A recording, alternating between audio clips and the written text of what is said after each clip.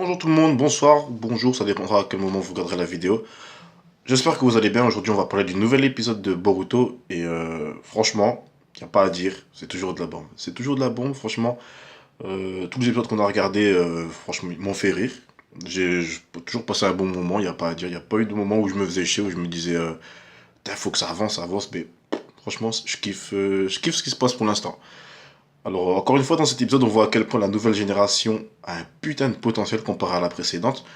Grâce à la petite bataille que Shino a mis en place, on voit vraiment que ils maîtrisent presque tous leurs chakras, hein, à part les quelques personnages qui n'ont pas de nom, mais ça on s'en fout.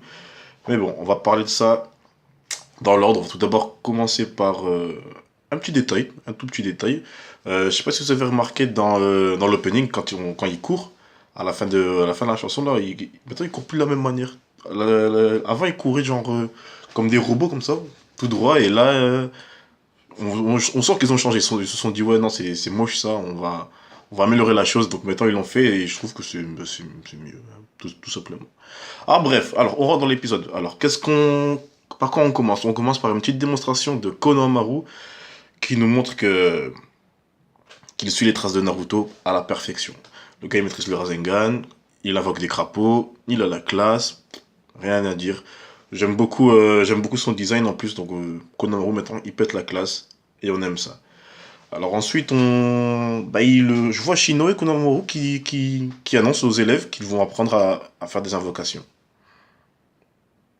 Je suis le seul à trouver ça bizarre, c'est même pas bizarre, c'est ouf. Je suis le seul à trouver ça ouf. Ils apprennent les invocations avant même d'être ninja. C'est un truc de malade. C'est comme s'ils apprenaient déjà à marcher sur l'eau ou grimper sur les parois. D'ailleurs, je sais pas s'ils savent déjà faire ça. Non, ça m'étonnerait même pas. Hein. Parce que je vous rappelle que l'épreuve pour devenir un ninja dans Naruto au tout début, c'était de faire un clone. C'est même pas un Kagebunshin, c'était un simple clone, même qui inerte quoi, juste une copie quoi. Et là, avant même d'être un ninja, on leur apprend des invocations. C'est c'est pour montrer à quel point le niveau, c'est un truc de fou, c'est un truc de fou quand même. Et non, Boruto qui dit oh, on va commencer par invoquer des armes, c'est nul quoi. Genre le gars, il voulait déjà invoquer Gamabunta, limite. C'est un malade le gars.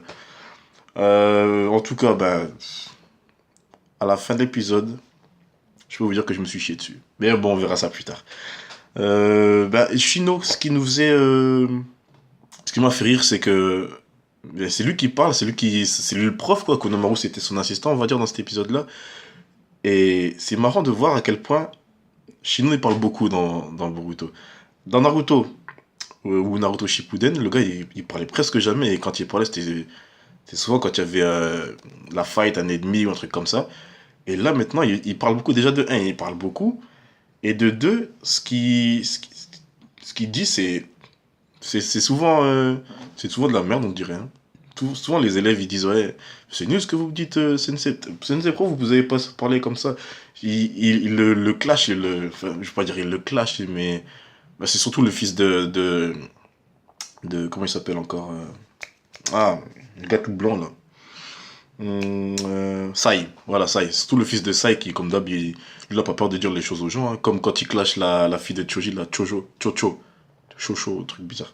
Il dit, ouais, il a clashé sur son physique. C'est ouf, le gars. Mais ça, si tu dis ça dans la vraie vie, c'est vexant, quoi. Et le gars, il dit ça normal. Enfin bon. Je pense pas qu'il connaisse qu'il sache comment on parle aux gens, donc comme son père, donc peu importe. Alors, suite à ça, il y a une petite dispute entre les garçons et les filles. Comme quoi, les garçons ils font toujours des conneries, ils se font remarquer à cause de leur classe, c'est de la merde. Et les filles, ils font des trucs de filles, quoi. D'après. Je sais plus comment il s'appelle le fils de Sai. Ouais, bref, peu importe. Ouais, il dit comme quoi vous parlez vous dites n'importe quoi. Bref, vos conversations elles sont nulles, elles sont pas intéressantes. Et à cause de ça, on voit quand même que Shino, il se dit. Enfin, Shino et Konomaru, ils discutent là, ils ont été prendre un verre ou je sais pas quoi. Et Konomaru a fait comprendre à Shino comme quoi que c'était bien qu'il y ait comme ça une sorte de conflit dans la classe qui va permettre la progression des élèves. Et grâce à cette petite réflexion, Shino va, ah tiens, je vais mettre en place un truc. Et ça, on verra juste après. Juste avant que commence cette petite épreuve que Shino va mettre en marche, on a une petite conversation avec les gars, donc Boruto, bon, je veux dire les enfants, là, Shikamaru, le fils de Shikamaru, etc. Vous savez de qui je parle. Comme quoi, Sarada et Boruto étaient amis d'enfance. Donc, il dit oui, mais il dit c'est parce que nos parents étaient proches. Et ce qui est intéressant dans cette phrase, c'est qu'il dit étaient proches. Donc, ça veut dire qu'ils ne le sont plus maintenant. Est-ce que ça veut dire que Naruto et Sakura ne se parlent plus? Ou est-ce qu'ils se sont disputés ou un truc comme ça? Mais je sais pas si on a vu, je pense pas qu'on ait vu Sakura dans Boruto récemment. Euh, je pense pas, et c'est bizarre parce que enfin, Naruto et Sakura ils ont grandi ensemble presque.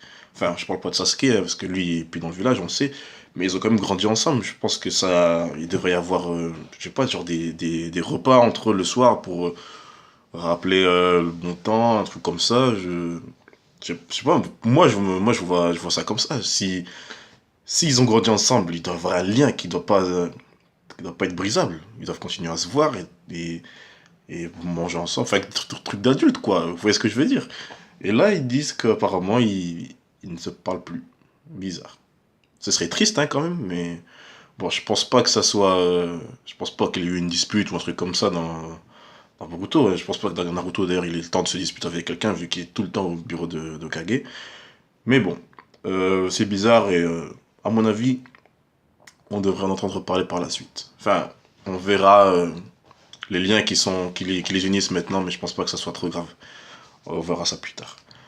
En tout cas, ben, ils arrivent à une sandwicherie et Boruto et Sarada, ben, ils commandent la même chose, comme par hasard. Et j'aime bien, c'est le fait que Boruto ne mange pas de ramen. C'est bizarre, c'est peut-être un détail, je sais pas ce que vous en pensez, mais Boruto qui mange des sandwichs plutôt que des ramen, ça montre que lui, ça montre la différence déjà. C'est ça que j'aime. Ça montre la différence qu'il y a entre Boruto et son père. Comme quoi, Boruto, c'est pas simplement une simple copie de Naruto. Hein. Donc le gars, déjà, la première différence, c'est qu'il a que deux traits sur ses joues. Mais bon, ça, on s'en fout. Il a son propre caractère, il a son propre appétit, on va dire, ses propres goûts. Et je trouve que c'est bien. C'est bien de voir que ce n'est pas une simple copie de Naruto premier du nom. Et de voir que Boruto prend son propre chemin. Voilà.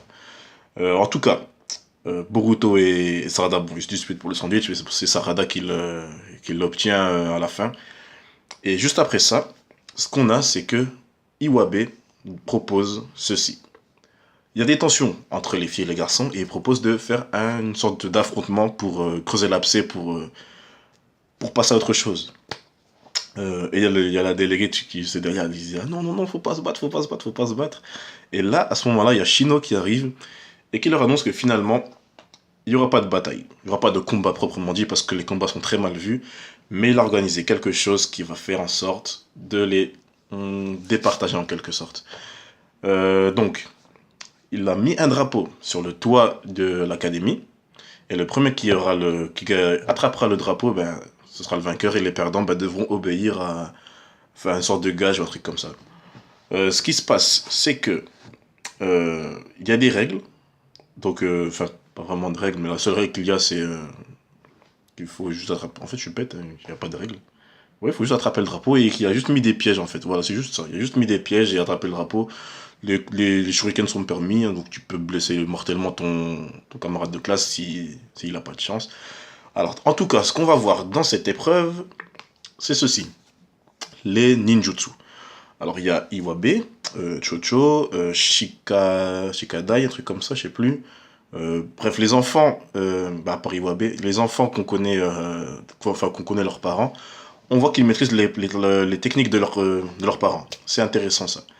Bon, j'aurais bien aimé qu'ils aient un petit peu plus leur style, mais ça montre quand même que ils s'intéressent à leurs enfants, quoi. Vous voyez ce que je veux dire. Bref, Iwabe lui maîtrise le Doton. Ça, c'est stylé. J'aime bien le Doton, ça fait.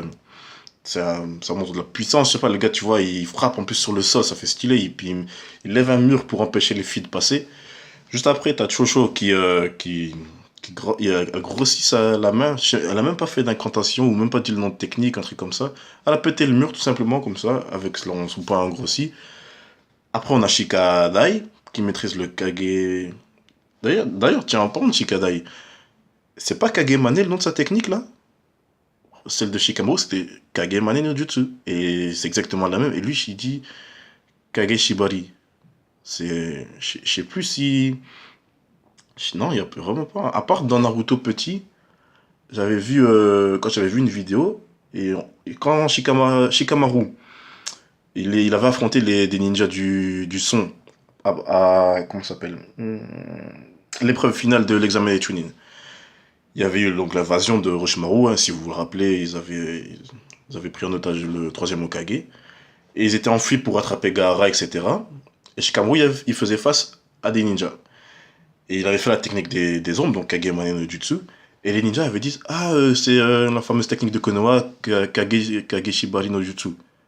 Et là, Shikamaru, il disait, ah non, ça c'est l'ancien nom de la technique, maintenant on dit Kagemane. C'est ça, hein, c'est ça, je me trompe pas, je crois, hein. Donc il dit, maintenant c'est Kagemane, et Kageshibari, c'est l'ancien nom. C'est quoi, ils ont fait un retour aux sources ou un truc comme ça, là? Kageshibari, Kagemane et retour à Kageshibari. Je sais pas pourquoi ils ont fait ça, mais bon, je pense que je me trompe pas, hein. Même si je me trompe, dites-le moi en commentaire, mais je pense que c'est ça, hein.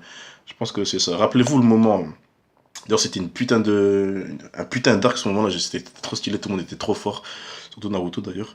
Mais bon, bref, je m'égare comme d'habitude. Donc, on voit Shikadai qui maîtrise le Kage Shibari, hein, Kage Shibari, Kagemane.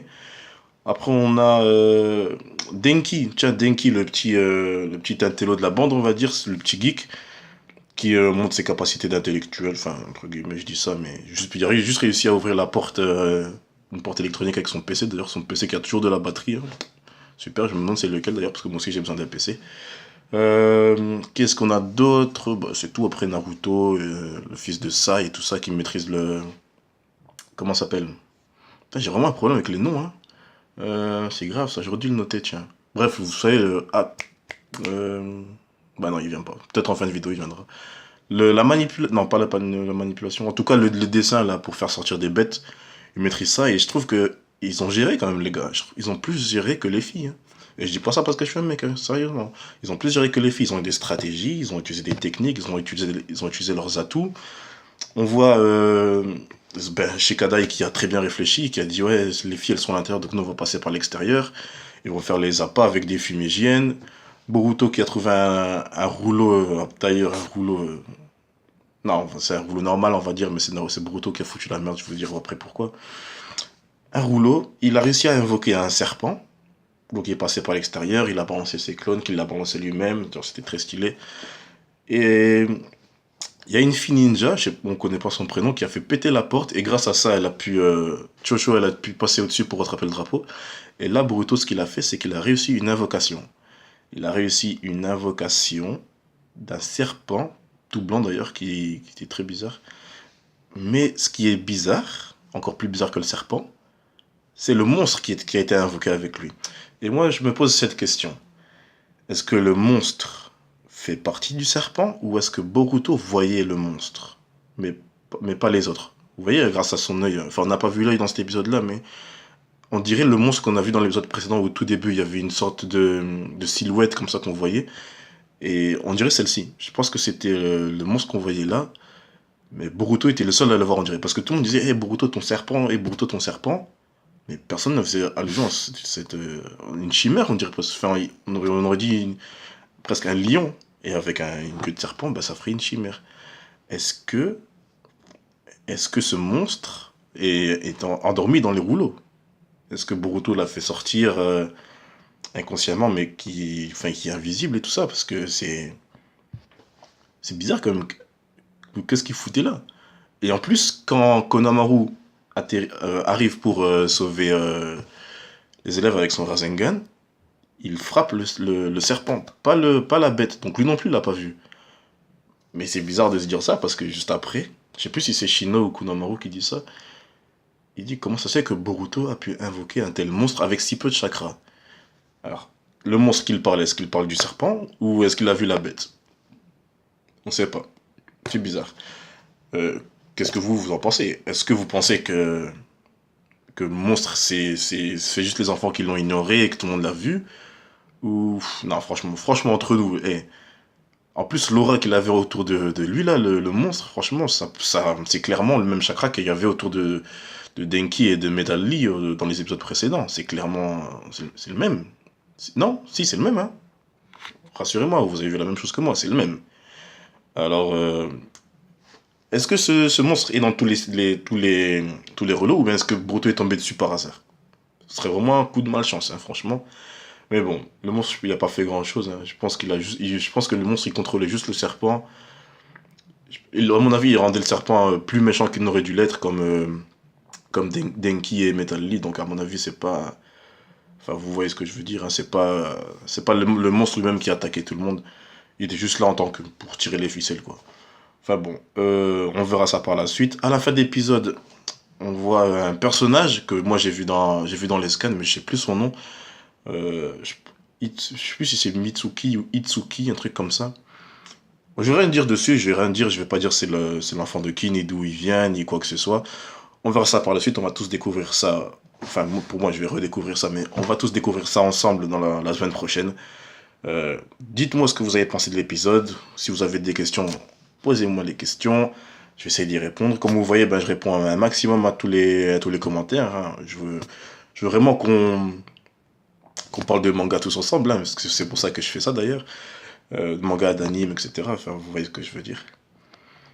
N'hésitez pas à partager la page, à liker la vidéo. Moi, je vous souhaite une bonne nuit, une bonne soirée ou une bonne journée. Ça dépend, je sais pas à quelle heure vous allez regarder la vidéo. Moi, je vais dormir. Je vous souhaite une bonne nuit et bah, à la semaine prochaine. Ciao, ciao.